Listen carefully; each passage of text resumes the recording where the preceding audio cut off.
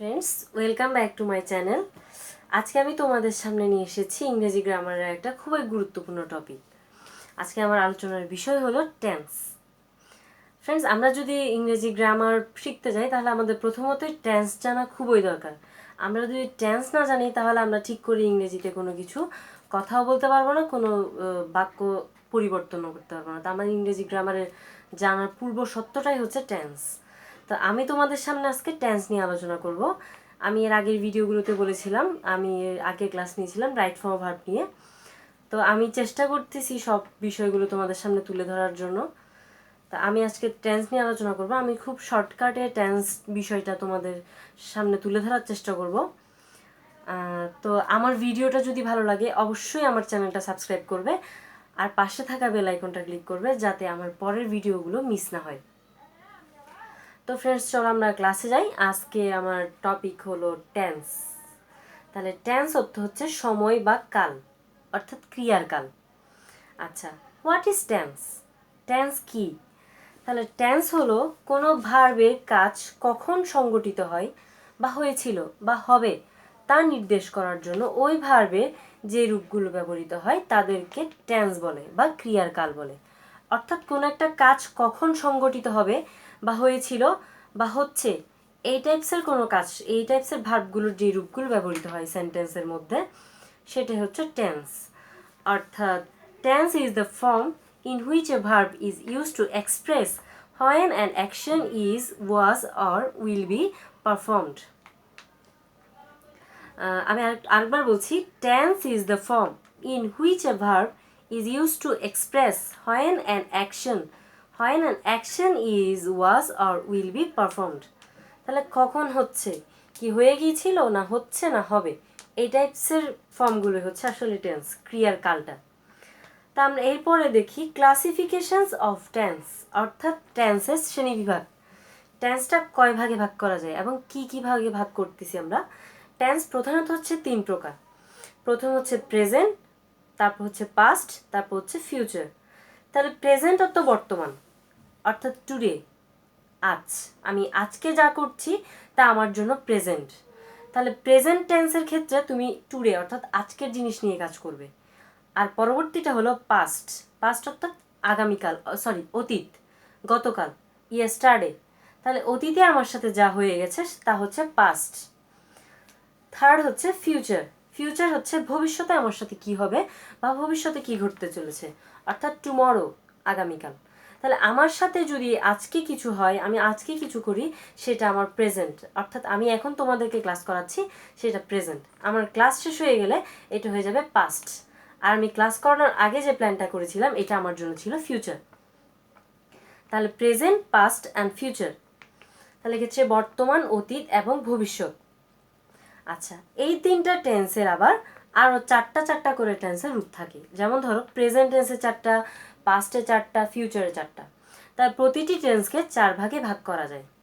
তাহলে চার ভাগে ভাগ করা যায় টেন্সগুলো হলো তোমার indefinite tense, present indefinite, present continuous, present perfect, present perfect continuous tense.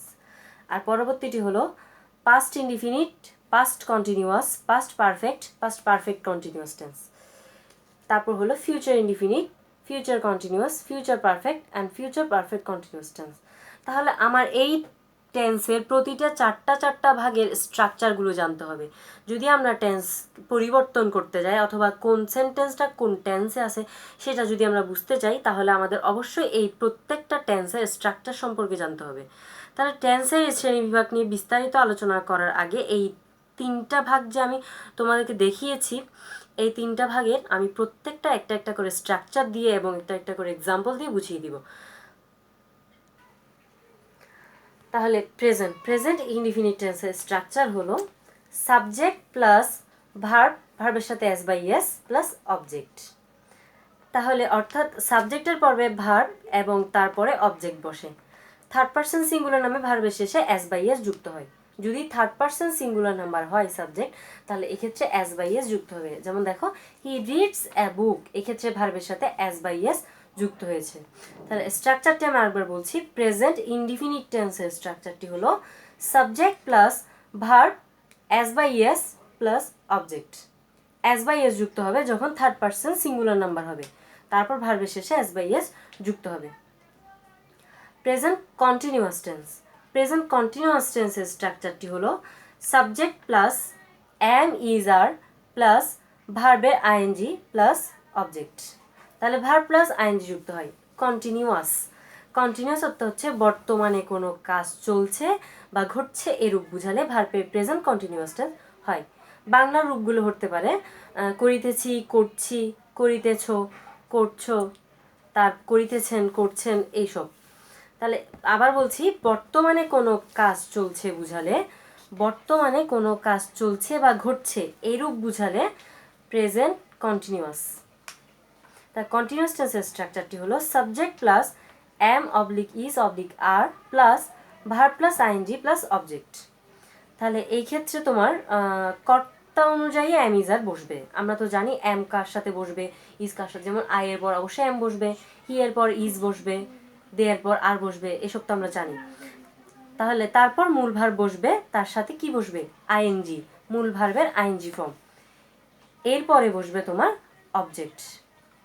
তাহলে তোমার হতে পারে আই এম রিডিং এ বুক। তাহলে আমি বইটা পড়ছি, আমি এখনও বইটা পড়ছি। কন্টিনিউয়াস, তাহলে এখনও যেহেতু কাজটা চলছে তাই এটা কন্টিনিউয়াস টেন্স। এই যে দেখো সাবজেক্ট, তোমার সাবজেক্ট অনুযায়ী এম ইজ আর বসালাম, তারপর ভার্বের সাথে ING and a book object. তারপর হচ্ছে আমার প্রেজেন্ট পারফেক্ট।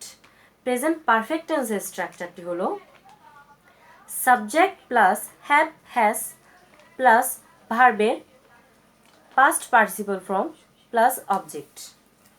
অর্থাৎ সাবজেক্টের পরে হ্যাভ বা হ্যাজ বসবে, তারপর ভার্বের পাস্ট পার্টিসিপল রূপ বসবে। তাহলে সাবজেক্টের পর হ্যাভ অবলিক হ্যাজ প্লাস ভার্বের past participle form plus object. তাহলে এই ক্ষেত্রে দেখো এই পারফেক্ট টেন্সটা তোমার বোঝাচ্ছে পারফেক্ট টেন্স দিয়ে কোনো কাজ এইমাত্র শেষ হয়েছে, কোনো কাজ এইমাত্র শেষ হয়েছে কিন্তু তার ফলাফল এখনও বর্তমান আছে, এরূপ কাজ বোঝালে ভার্বের প্রেজেন্ট পারফেক্ট টেন্স হয়। কোনো কাজ এইমাত্র শেষ হয়েছে কিন্তু তার ফলাফল এখনও বর্তমান, তাহলে এরূপ বুঝালে কি বলেছি? Present perfect tense. তাহলে এর প্রধান কথাটা হলো মূলত এইমাত্র কাজ শেষ হয়েছে, তার ফলাফল এখনও বর্তমান। তাহলে she has broken the glass. তাহলে সে কি করছে? সে গ্লাসটি ভেঙে ফেলেছে। বাক্যের সত্যতা যাচাই করতে যদি তুমি সে গ্লাসটা ভাঙা টুকরাগুলো এখনো পড়ে আছে দেখতে পাও, অর্থাৎ গ্লাসটা সে ভেঙে ফেলেছে কিন্তু গ্লাসের টুকরাগুলো তো এখনো পড়ে আছে, কাজ শেষ করা কিন্তু ফল এখনো বর্তমান। তাহলে এক্ষেত্রে হবে তোমার প্রেজেন্ট পারফেক্ট টেন্স। আমার পরবর্তী টেন্সটা হলো present perfect continuous. Present perfect continuous টেন্সের স্ট্রাকচারটি হলো subject plus have oblique has been plus ভার্বের আইএনজি প্লাস অবজেক্ট। তারপর যদি তোমার ফর যুক্ত থাকে, ফরের পর টাইমটা অর্থাৎ সময়টা, পিরিয়ড। এক্ষেত্রে তোমার দেখো এখানে বলা হচ্ছে it has been raining for 5 hours। তাহলে 5 ঘন্টা যাবৎ বৃষ্টি হচ্ছে। অতীতে কোনো কাজ শুরু হয়েছিল কিন্তু এখনো চলছে, এরূপ বুঝালে প্রেজেন্ট পারফেক্ট কন্টিনিউয়াস টেন্স। তাহলে অতীতে কোনো কাজ শুরু হয়েছিল অর্থাৎ বৃষ্টি অনেক আগে থেকেই শুরু হয়েছিল, 5 ঘন্টা যাবৎ পড়ছে, তাহলে এক্ষেত্রে হবে তোমার প্রেজেন্ট পারফেক্ট কন্টিনিউয়াস টেন্স। আমার পরবর্তী স্ট্রাকচারটি হলো পাস্ট ইনডিফিনিট। এখন আমরা চলে গেলাম অতীতে। পাস্ট ইনডিফিনিট টেন্সের স্ট্রাকচার। তাহলে পাস্ট ইনডিফিনিট টেন্সের স্ট্রাকচারটি হলো সাবজেক্ট প্লাস ভার্বের পাস্ট ফর্ম প্লাস অবজেক্ট। তাহলে এটা হবে অতীতকালে কোনো কাজ ঘটেছিল এবং তার ফল আর বর্তমান নেই, এরূপ বুঝালে ভার্বের পাস্ট ফর্মটা বসবে। দেখো অতীতে কোনো কাজ হয়েছিল, তার ফলও এখনো বর্তমান নেই। এখানে বলা হয়েছে আই ডিড দ্য ওয়ার্ক, অর্থাৎ আমি কাজটি শেষ করে ফেলেছিলাম। তাহলে এখানে ফল বর্তমান নেই, এক্ষেত্রে এটা পাস্ট ইনডিফিনিট। সাবজেক্ট প্লাস ভার্বের past form plus object.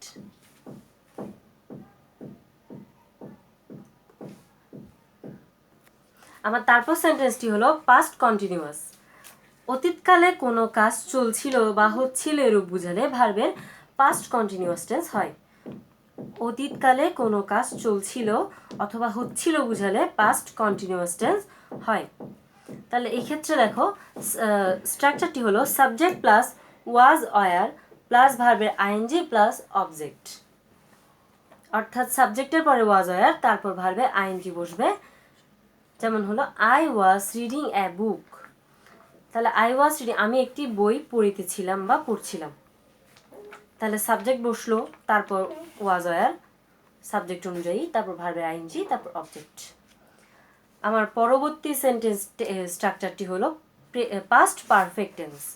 Past perfect tense হলো তোমার সাবজেক্ট প্লাস হ্যাড প্লাস ভার্বের past participle form plus object. মূলত স্ট্রাকচারটি এতটুকুই, কিন্তু যখন তোমার বিফোর যুক্ত হবে সেন্টেন্সটাতে, তখন এরপর আবার দ্বিতীয় বাক্যের ক্ষেত্রে বিফোরের পর দ্বিতীয় সেকেন্ড সেন্টেন্সের সাবজেক্ট প্লাস ভার্বের পাস্ট ফর্ম প্লাস অবজেক্ট বসবে। অর্থাৎ the rain had started before, before যুক্ত হলো, এটা একটা লিঙ্ক হিসেবে কাজ করছে। উই রিচড দ্য স্টেশন, তাহলে the rain had started before we reached the station, তাহলে আমরা স্টেশনে পৌঁছানোর আগে বৃষ্টি শুরু হয়ে গিয়েছিল। তাহলে বিফোরের সাথে যেহেতু লিঙ্ক হয়েছে, দেখো সাবজেক্ট প্লাস ভার্বের পাস্ট ফর্ম রিচড ইডি যুক্ত হয়েছে, তারপর অবজেক্ট বসেছে। তারপর স্ট্রাকচারটি হলো past perfect continuous tense. Past perfect কন্টিনিউয়াসের ক্ষেত্রে তোমার স্ট্রাকচারটি হবে subject plus had been plus ভার্বের আইএনজি ফর্ম প্লাস অবজেক্ট। তাহলে সাবজেক্ট প্লাস হ্যাড বিন, তাহলে আমার এখানে দেখো সাবজেক্ট বসলো আই, হ্যাড বিন ভার্বের সাথে ING, reading for 2 hours, I had been reading for 2 hours। তাহলে এটা হলো পাস্ট পারফেক্ট কন্টিনিউয়াস টেন্সের স্ট্রাকচার এবং এক্সাম্পল। আমার পরবর্তী ধাপটি হলো ফিউচার ইনডিফিনিট। এখন আমরা ভবিষ্যৎ কাজে চলে যাব। ফিউচার ইনডিফিনিট, ফিউচার ইনডিফিনিটের স্ট্রাকচারটি হলো subject plus shall oblique will plus ভার্বের প্রেজেন্ট ফর্ম প্লাস অবজেক্ট। অর্থাৎ ভবিষ্যতে কোনো কাজ সংগঠিত হবে এরূপ বুঝালে ফিউচার ইনডিফিনিট হবে, ভবিষ্যতে কোনো কাজ সংগঠিত হবে। এক্ষেত্রে তোমার বাংলা ওয়ার্ডগুলো হতে পারে করিব, করব এই টাইপসের, বা করবেন এই টাইপসের। তাহলে স্ট্রাকচারটি আরেকবার বলছি, subject plus shall oblique will plus ভার্বের প্রেজেন্ট ফর্ম প্লাস অবজেক্ট। তাহলে এক্ষেত্রে উদাহরণ হবে I shall do the work, ভবিষ্যতে কোনো কাজ করব, অর্থাৎ আমি এই কাজটি করব। পরের স্ট্রাকচারটি হলো future continuous.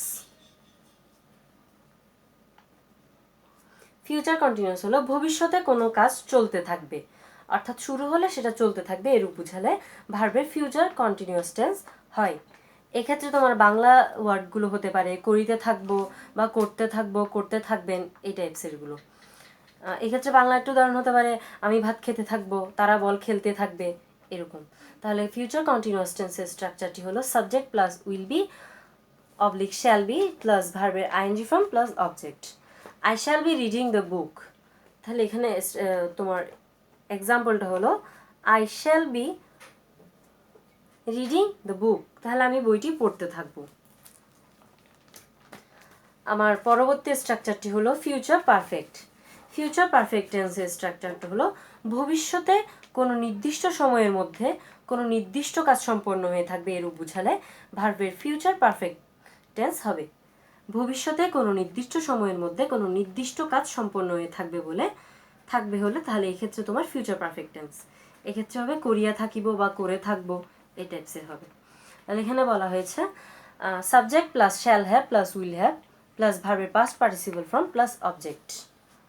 I shall have finished reading the book by 4 PM, তাহলে আমি 4টার মধ্যে এই বইটা শেষ করব বা 4টার আগে আমি বইটা পড়া শেষ করব। এক্ষেত্রে বলা হচ্ছে ভবিষ্যতে কোনো নির্দিষ্ট সময়ের মধ্যে নির্দিষ্ট কাজ, আমার কাজটা হলো বই পড়াটা আর সময়টা হলো বিকাল 4টা। আমার পরবর্তী টেন্সটা হলো ফিউচার পারফেক্ট কন্টিনিউয়াস টেন্স।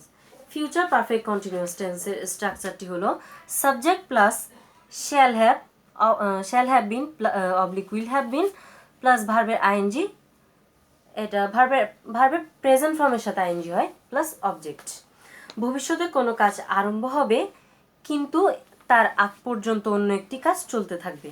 কি বলছি, ভবিষ্যতে কোনো কাজ আরম্ভ হবে কিন্তু সেটা আরম্ভ হওয়ার আগ পর্যন্ত আরেকটি কাজ চলতে থাকবে এরূপ বুঝালে কাজটি চলতে থাকবে, সে এরকম বুঝালেই ফিউচার পারফেক্ট কন্টিনিউয়াস টেন্স হয়। ফিউচার পারফেক্ট কন্টিনিউয়াস টেন্সের স্ট্রাকচারটি হলো subject plus shall have been oblique will have been plus ভার্বের প্রেজেন্ট ফর্মের সাথে আইএনজি প্লাস অবজেক্ট। এক্ষেত্রে তোমার এক্সাম্পলটি হলো I shall have been reading the book for 2 hours. I shall have been reading the books for 2 hours.